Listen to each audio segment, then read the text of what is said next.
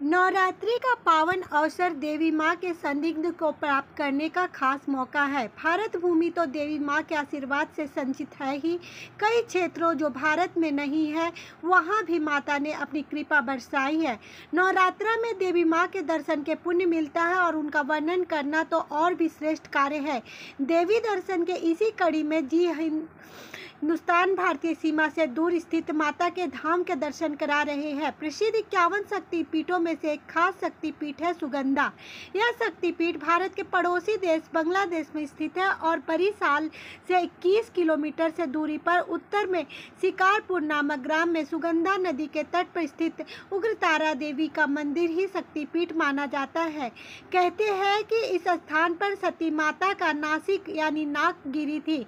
यहाँ की देवी सुनंदा और शिव त्र्यंबकम है, इसलिए इस पीठ को सुनंदा पीठ भी कहा जाता है। यह मंदिर पत्थर का बना हुआ है और मंदिर की पत्थर की दीवारों पर भी देवी देवताओं की तस्वीर खूबसूरती से उत्कीर्ण है। शिव चतुर्दशी पर यहाँ मेला लगता है। इसके अलावा नवरात्रि पर भी श्रद्धालुओं की भीड़ उमड़ती है। हालांकि इस मंदिर का इतिहास उपलब्ध नहीं हो पाया है, लेकिन मंदिर के परिसर को देखकर समझा जा सकता है कि मंदिर बहुत प्राचीन है।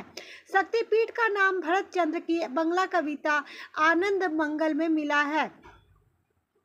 यहाँ पर स्थापित जो पुरानी मूर्ति थी वह अब चोरी हो चुकी है और अब उसके स्थान पर नई मूर्ति स्थापित की गई है। प्राचीन मूर्ति अब तक अज्ञात है। वर्तमान में देवी उग्रतारा की मूर्ति है और जिन्हें सुगंधा की देवी भी कहा जाता है। देवी के पास तलवार, खेखड़ा, नीलपाद और नरमुंड की माला है। कार्तिक, ब्रह्मा, विष्णु, शिव, गणेश उनके ऊपर स्थापित है। यह मूर्ति बौद्ध तंत्र से संबंधित मानी जाती है और प्राचीन काल से बंगाल में तंत्र साधना का व्यापक प्रचार प्रसार भी है। बंगाल में कई प्राचीन काली मंदिर और देवी मंदिर देखे जा सकते हैं। शिकारपुर गांव में पंचानन चक्रवर्ती नाम के एक धर्मनिष्ठ ब्राह्मण रहते थे। एक बार उनके सपने में मां काली ने उन्हें दर्शन दिया और कहा कि मैं सुगंधा के गर्भ में शिला रूप में हूँ, तुम मुझे वहां से निकाल कर ले आओ और मेरी पूजा करो। पंचानन चक्रवर्ती ने ऐसा ही किया। वह सपने में आए स्थान पर गया और वहां पर मूर्ति लाकर स्थापित की और पूजा करना शुरू कर दिया।